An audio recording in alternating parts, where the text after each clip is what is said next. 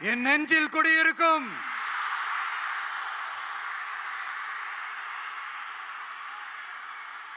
புதுச்சேரி மக்கள் உங்கள் அனைவருக்கும் என்னுடைய வணக்கம். வணக்கம் வணக்கம். எல்லாரும் எப்படி இருக்கீங்க?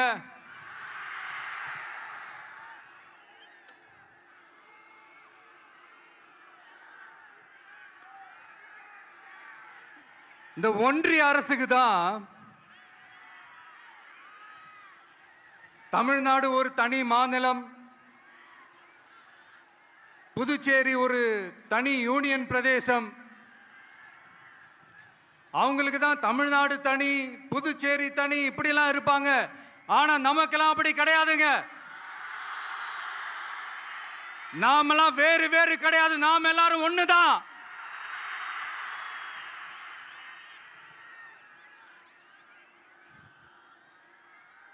தமிழ்நாடும் புதுச்சேரியும் தனித்தனியாக இருந்தாலும் நாம் எல்லாரும் ஒண்ணுதான். நாம் எல்லாரும் சொந்தம் தான்.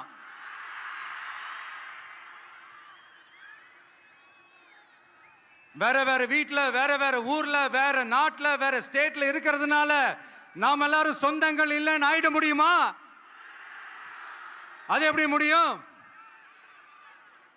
இப்ப பாத்தீங்களா, ஒருத்தருக்கு ஒருத்தர் பார்த்துக்கும் போது அந்த பாச உணர்வு, அதுதாங்க, அது மட்டும்தான். அது இருந்துட்டாலே போதும், வேற எதுவுமே தேவையில்லை.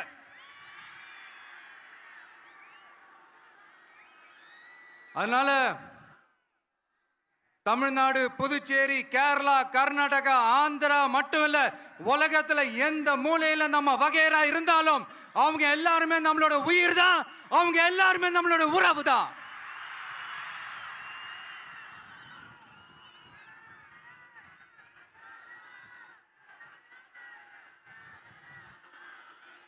புதுச்சேரினாலே உடனே ஞாபகத்துக்கு வர்றது மணக்குள விநாயகர், அரவிந்தர் ஆசிரமம், வில்லியனூர் மாதான் சொல்லி இவங்க எல்லாரும் ஞாபகத்தில் வருவாங்க. அது மட்டும் இல்ல, மகாகவி பாரதியார் அவர்கள் இருந்த மண், பாவேந்தர் பாரதிதாசன் அவர்கள் பிறந்த மண். அது மாதிரி இன்னும் சிறப்புகளை அடுக்கிக்கிட்டே போலாம். ஆனா அரசியல்னு வந்துட்டா ஒரு முக்கியமான விஷயத்தை பத்தி நம்ம சொல்லி ஆகணும். 1977ல புரட்சி தலைவர் எம்ஜிஆர் அவர்கள் தமிழ்நாட்டில் ஆட்சி அமைச்சாங்க. ஆனா அதுக்கு முன்னாடியே 1974லயே இங்க புதுச்சேரியில அவங்களோட ஆட்சி அமைஞ்சது.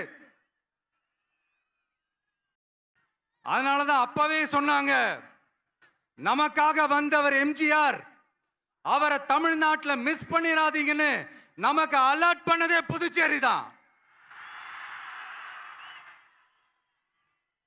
அப்படிப்பட்ட புதுச்சேரியை நம்மளால மறக்க முடியுமா? அது மட்டும் இல்ல, இங்க இருக்கிற மக்கள் தமிழ்நாடு மாதிரியே புதுச்சேரி மக்களும் என்ன கிட்டத்தட்ட ஒரு 30 வருஷமா என்ன தாங்கி பிடிச்சுக்கிட்டு இருக்கிறீங்க.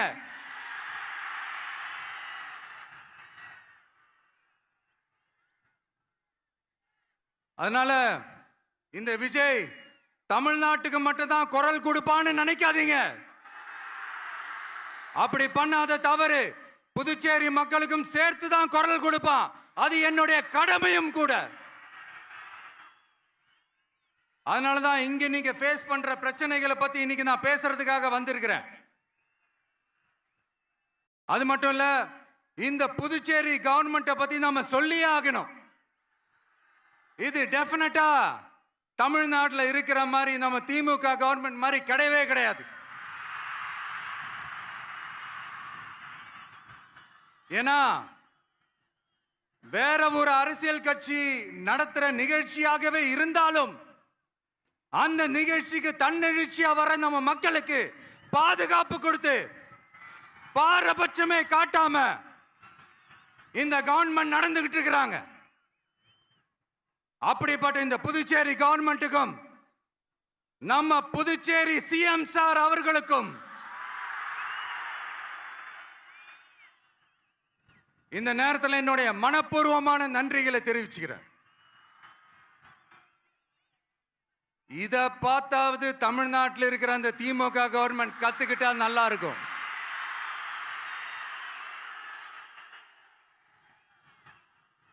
ஆனா அவங்க கத்துக்க மாட்டாங்க. பரவாயில்ல, வரப்போற எலெக்ஷன்ல 100% கத்துக்குவாங்க. அத நம்ம மக்கள் பார்த்துக்குவாங்க.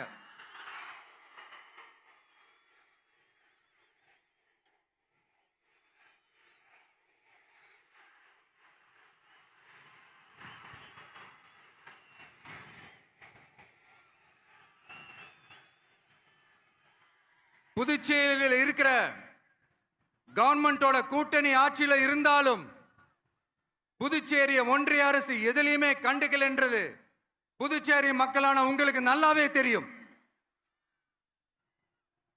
மாநில அந்தஸ்து கோரிக்கையை மட்டுமா கண்டுக்கல, இங்க வளர்ச்சி ஏற்படவும் துணை நிக்கவே இல்லைன்னு கேள்விப்படுறோம். இந்த புதுச்சேரிக்கு இன்னும் மாநில அந்தஸ்து கொடுக்கல. மாநில அந்தஸ்து வேணும்னு கேட்டு பல முறை சட்டசபையில தீர்மானம் போட்டு ஒன்றிய அரசுக்கு அனுப்பி வச்சுக்கிட்டே இருக்கிறாங்க. இந்த வருஷம் கூட மார்ச் மாசம் 27ஆம் தேதி 2025 அன்னைக்கு ஒரு தீர்மானம் போட்டாங்க. அது மாநில அந்தஸ்து வேணும்னு கேட்டு ஒன்றிய அரசுக்கு அனுப்புற 16வது தீர்மானம். புதுச்சேரி காரைக்கால் பகுதிகளில் மூடப்பட்ட 5 மில்கள், பல்வேறு தொழிற்சாலைகளை மீண்டும் திறக்கிறதுக்கு இதுவரைக்கும் ஒரு துரும்ப கூட கிள்ளி போடல. பல்லாயிரக்கணக்கான இளைஞர்களோட வேலை வாய்ப்புக்காக எதையுமே செய்யல. இங்க ஒரு ஐடி கம்பெனி உருவாகணும்ன்றது எண்ணமே இல்லை. அதை பத்தி யார் பேசினாலும் அது அவங்க காதல விழவே விழல. இங்க ஒரு அமைச்சரை ஊழல் குற்றச்சாட்டுல பதவி விட்டு நீக்கப்பட்டு அந்த இடத்துக்கு இன்னொருத்தரை நியமிச்சு 200 நாள் ஆச்சு. இன்னும் அவருக்கு ஒரு இலாக்காவே தரல. இந்த செயல் சிறுபான்மை மக்களை அவமானப்படுத்துறதுன்னு அந்த மக்களே சொல்றாங்க. புதுச்சேரியோட முக்கிய அங்கமாக இருக்கிற காரைக்கால், மாகே, ஏனாம் பகுதிகளில் எல்லாம் முன்னேற்றமே இல்லைன்னு அந்த பகுதி மக்கள் சொல்லிக்கிட்டே இருக்கிறாங்க. குறிப்பா காவிரியோட கடைமடை பகுதியான காரைக்காலை மொத்தமா கைவிட்ட மாதிரி தான் இருக்குது. இது எல்லாமே முன்னேற்றம் அடையணும். டூரிஸ்ட் பிளேஸ் ஆன புதுச்சேரியில போதுமான அளவு பார்க்கிங் வசதி இல்ல, போதுமான அளவு கழிப்பறை வசதி இல்ல. இதெல்லாமே மேம்படுத்தணும். புதுச்சேரி கடலூர் மார்க்கமான ரயில் திட்டம் வேணும்ங்கிறது நீண்ட கால கோரிக்கை. புதுச்சேரி மக்களுக்கு ஒன்னே ஒண்ணுதான் சொல்லணும், இந்த திமுகவை நம்பாதீங்க. அவங்களுக்கு உங்களை நம்ப வச்சு ஏமாத்துறது தான் அவங்க வேலையே. நான் சொன்ன பல கோரிக்கைகளை எல்லாம் தீர்த்து வைக்கிறதுக்கு நம்ம புதுச்சேரி கவர்மெண்ட்டுக்கும் அதோட மக்கள் திட்டங்களுக்கும் ரொம்ப அக்கறையா உண்மையா துணை நிற்கணும். தமிழ்நாட்டை ஒதுக்குற மாதிரி புதுச்சேரியும் ஒதுக்க கூடாதுன்னு நாங்க கேட்டுக்கிறோம். கிட்டத்தட்ட 20 லட்சம் பேர் வாழ்ற யூனியன் பிரதேசமான புதுச்சேரி மத்திய நிதி குழுவில் இடம்பெறவில்லை. அதனால் மாநிலங்களுக்கான நிதி பகிர்தல் அடிப்படையிலும் யூனியன் பிரதேசங்களுக்கான நிதி பகிர்தல் அடிப்படையிலும் புதுச்சேரிக்கு நிதி ஒதுக்கப்படுவதில்லை. அதனால ஒவ்வொரு ஆண்டும் புதுச்சேரிக்கு தோராயமாகவே மத்திய அரசு நிதியை விடுவிக்கிறது. அந்த நிதியும் அரசு ஊழியர்களின் சம்பளம், ஓய்வூதிய தொகை உள்ளிட்ட திட்ட செலவுகளுக்கே சென்று விடுவதால் மீத தேவைக்கு வெளிச்சந்தையிலும் கடன் பத்திரங்களை கடன் வாங்குகிறது புதுச்சேரி. இந்த நிலைமை மாறணும்னா ஒரே வழி, மாநில அந்தஸ்து நம்ம புதுச்சேரி மக்களோட பல்லாண்டு கால கோரிக்கை. புதுச்சேரிக்கு போதுமான நிதி வரத்து இல்லாததுனால வெளியே கடன் வாங்க வேண்டியதா இருக்கு. புதுச்சேரியோட கடனை குறைச்சு தற்சார்பு பொருளாதாரத்தை வளர்த்தெடுக்க திட்டங்கள் வகுக்கப்பட வேண்டும். மாநில அந்தஸ்து வாங்கினா மட்டும் போதாது இல்லையா, தொழில் வளர்ச்சியும் தேவையாச்சே. புதுச்சேரி தென்னிந்தியாவின் முன்னணி இண்டஸ்ட்ரியல் ஹப்பாக மாற்ற எல்லா முயற்சிகளும் எடுக்க வேண்டும். இந்திய அளவில் ரேஷன் கடைகளே இல்லாத மாநிலம் புதுச்சேரி தான். ஏழை எளிய மக்களுக்கு வாழ்வாதாரமே ரேஷன் கடைகள் தான். மற்ற மாநிலங்கள்ல இருக்கிற மாதிரி இங்கேயும் அரிசி, சர்க்கரை, பருப்பு, கோதுமை, எண்ணெய்னு அனைத்து பொருட்களும் வழங்கும் முறை சீராக்கப்பட வேண்டும். கடைசியா மீன் பிடிக்க செல்லும் காரைக்கால் மீனவர்களை அடிக்கடி கைது செய்யும் இலங்கை கடற்படை அவர்களின் படகுகளையும் பறிமுதல் செய்து விடுகிறது.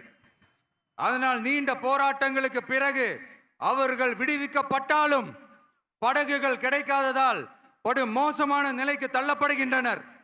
இந்த நிலை மாற வேண்டும். நான் மறுபடியும் சொல்றேன், இந்த விஜய் புதுச்சேரி மக்களுக்காகவும் எப்பவும் துணை நிற்பான். வரப்போற புதுச்சேரி தேர்தல் களத்துல நம்மளுடைய தமிழக வெற்றி கழகத்தின் கொடி பட்டொளி வீசி பறக்கும். கான்பிடென்டா இருங்க, நல்லதே நடக்கும். வெற்றி நிச்சயம். மீண்டும் சந்திக்கும் வரை நன்றி, வணக்கம்.